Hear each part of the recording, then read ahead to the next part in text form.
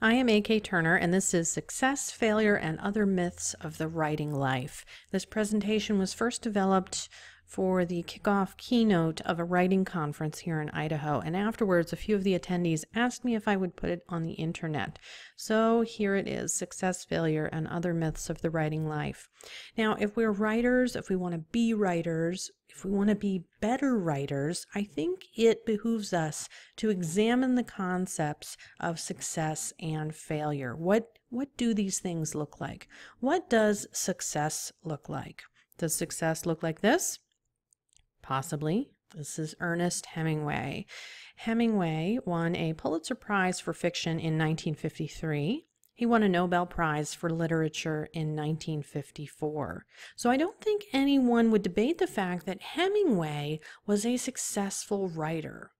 And yet, just a few years later, in 1961, at the age of 61, Hemingway killed himself right here in Idaho.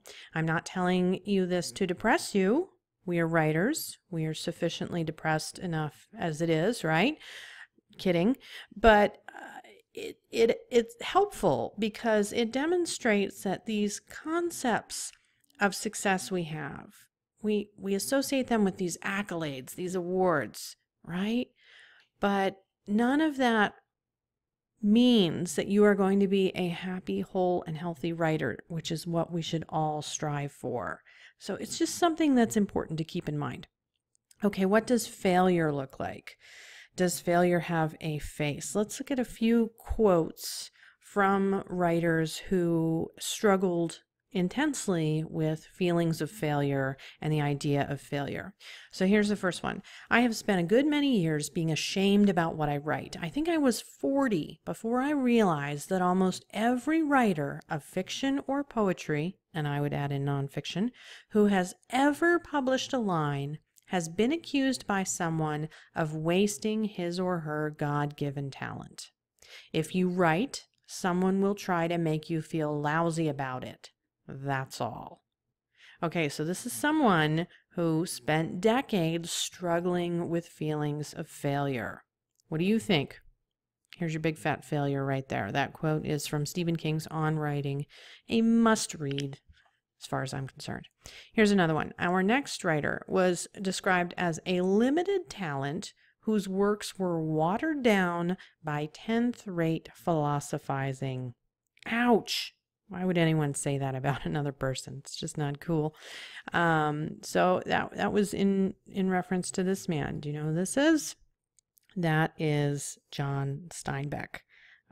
Not one that I would consider a failure, but you know, you have quotes like that. And that quote, that terribly harsh assessment of him, where did that come from? That was the New York Times reaction to his winning of the Nobel Prize in 1962. You win the Nobel Prize, and that's what you get. Steinbeck also won his own Pulitzer about 20 years prior. Here's another quote. Ultimately, we all have to decide for ourselves what constitutes failure, but the world is quite eager to give you a set of criteria if you let it. So this is another writer who had been told often that she was failing in various aspects of her career. What do you think? Is that the face of failure? I don't think so. Okay, and here's one more. I never expected any sort of success. I was hoping for a quick and merciful death at the hands of the reviewers, but at the same time, I sort of hoped someone would like it enough to give me encouragement. That's a quote from Harper Lee in reference to To Kill a Mockingbird. And incidentally, Harper won her own Pulitzer Prize in 1961, the same year that Hemingway died. Let's take a slight detour here because I know many of you are cringing every time I say Pulitzer. Let's set the record straight. You can go to pulitzer.org/FAQ. One of their frequently asked questions is about pronunciation. Pulitzer. This is straight from their site. So start trying to retrain your brain on this one. If you say Pulitzer, though, no biggie. We can still be friends. Back to the topic at hand.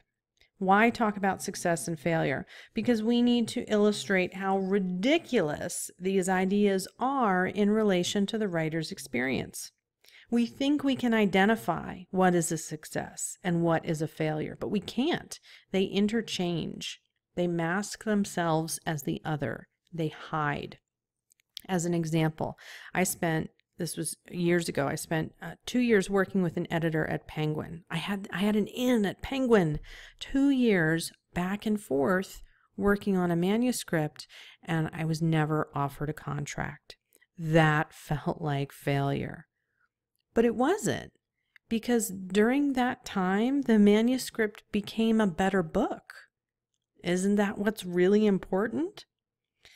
I also spent years trying to get an agent for that same project, and I couldn't. And again, it felt like failure. I had failed.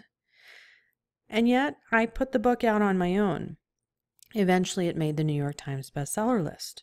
So now, not getting that agent doesn't seem too much of a failure. So successes mask themselves as failures. Now, it works the other way too.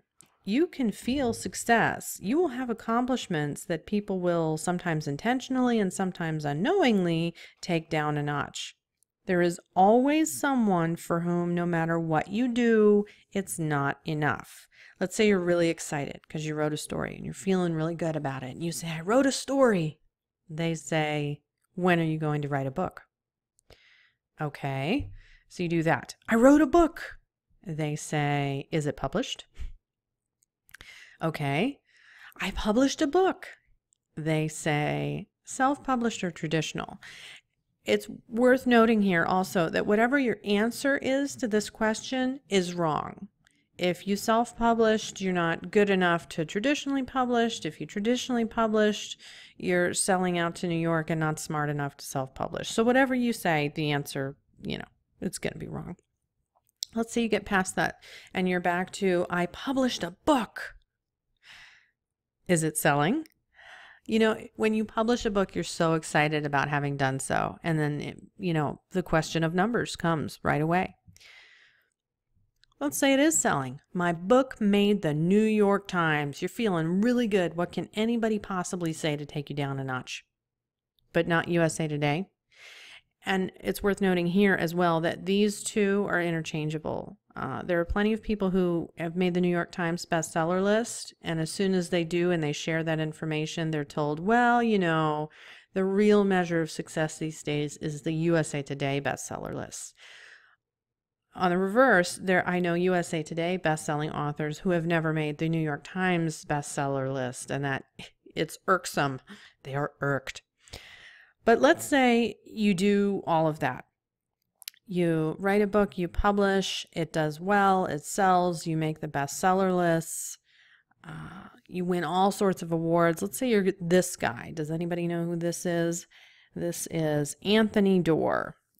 Locals here in Idaho know him as Tony. He is Boise's favorite son, and he just won a Pulitzer for All the Light We Cannot See. If you haven't read the book, buy the book and read the book. If you don't read the book, I don't think we can be friends. We should just break up now before it gets more complicated. But let's say you're here. You're at this level. You're Anthony Doerr. You've won a Pulitzer Prize. When the fanfare dies down, what do you think Tony's thinking about? What's next? How do I follow up this Pulitzer Prize winning book? It never ends. So don't search for an ending. I'm not saying these writers are not successful. They are, each in different and beautiful ways. But if they had let themselves get mired and paralyzed and preoccupied with these notions of success, which we often do, they would not have become the writers they did. So, what is success to us? It's actually very simple. Success is reading. Don't tell me you're a writer, but you don't like to read. No, I'm sorry. This one is non-negotiable. It doesn't matter how slow you read, because I read really, really slow, but you must read. If you don't, then again, we should just end this now before it gets more complicated. Success is writing. There's no word count on this. Don't be intimidated, but if you want to be a writer, you kind of have to write. Don't talk about writing. Write. Success is learning. Don't ever stop learning. Don't ever be too good to learn. or to improve. I go to writing workshops all the time. I never want to stop learning. I always want to improve. Success is connecting. Now, yes, connecting with your fellow writers so you don't get too depressed and pull a Hemingway, but also it's the point of it all. You connect with a reader. I don't care if it's one reader in this beautiful world. That is ultimately your goal. Connect with a reader and you have attained success. So success is that simple. Keep those 4 things in mind. It's easy to get sidetracked with sales and followers and money and ranking and reader reviews and the internet. I mean, my God, it's a wonder we produce anything with the internet. But the world will not end if you don't tweet today. Slow down. Focus on these 4 things. When we try too much, here's what happens. This next slide is from Ali Brosh of Hyperbole and a Half. If you're not familiar, I highly recommend Hyperbole and a Half. Check it out. So this shows us how productivity responds to incremental increases in responsibility. There's a tipping point, and we all operate by this on a different scale. Here's hers, and I kind of agree with it. Okay, let's say you're just doing the basics to survive, and you're like, oh, I'm doing pretty well, I can breathe. And then you add in some responsibilities, grocery shopping and brushing your hair, and yay me, I'm doing this, it's all working out. And then you add in one major responsibility. In our case, let's make that writing. I'm successful. Here's where you peak, right? Because then you add in a few more things. Now, for a lot of people, that's, oh, must blog today, must do this, must do that. And she says, wait, what is this? I have to go to the bank? What am I, some sort of wizard? Add in more. I did 3 things yesterday. Now I'm supposed to keep doing things. It's like the things never end. Add in more and you crash and burn. This is cause to keep it simple. Know what you can handle, what works for you, and go with that. I've defined success as I see it. Hopefully you can figure out what success is to you, and hopefully it resembles those 4 core things. All right, so what is failure? Well, failure is giving up. That's how you fail. I mean, that's all there is to it. That's the only possible way you can fail. As long as you're breathing, we writers, no matter how tormented, as long as we're breathing, we're unable to give up. I mean, sometimes we even try and give up and we can't. We end up back trying to write some more. You can't get away from it. That's a good thing. Because if you think about it, we writers are lucky. For us, failure's not an option because we don't know how to give up. So I hope that you can focus on what's important to you. Take those myths of success and failure and throw them out the window. Read, write, learn, connect, and I'll add in laugh every day. Thank you.